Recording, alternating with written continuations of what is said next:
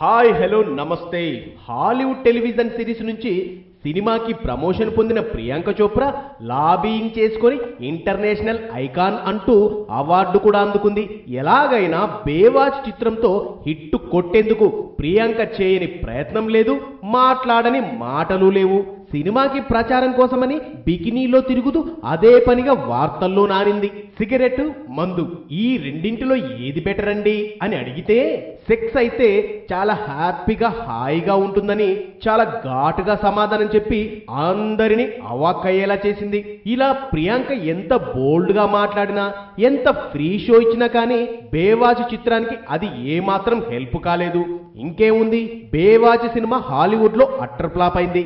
ఇండియాలో ప్రియాంక వల్ల వసూలు వచ్చేస్తాయని భావించారు కానీ సీన్ రివర్స్ అయింది, సినిమా ఫ్లాప్ అయింది. కానీ ప్రియాంక చోప్రా బికినీ షో చూసేందుకు ఉత్సాహం చూపించిన యువత వండర్ ఉమెన్ ని చూసేందుకు ఎగబడుతున్నారు. కథలో దమ్ముండి సినిమా నిండా వినోదం ఉండాలి కానీ ఎక్స్పోజింగ్ ఉన్నా లేకున్నా పట్టించుకోమని యువత మరోసారి చాటుకున్నారు.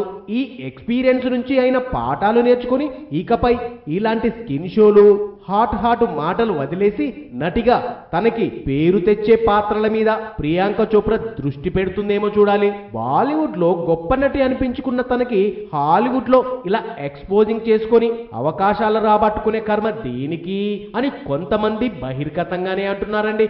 అది అస్సలు ప్రియాంక చోప్రా మ్యాటర్. ఈ వీడియోపై మీ విలువైన కామెంట్స్ ని మాతో షేర్ చేసుకోండి. అండ్ ఇంకో విషయం, సబ్స్క్రైబ్ చేయడం మర్చిపోకండి.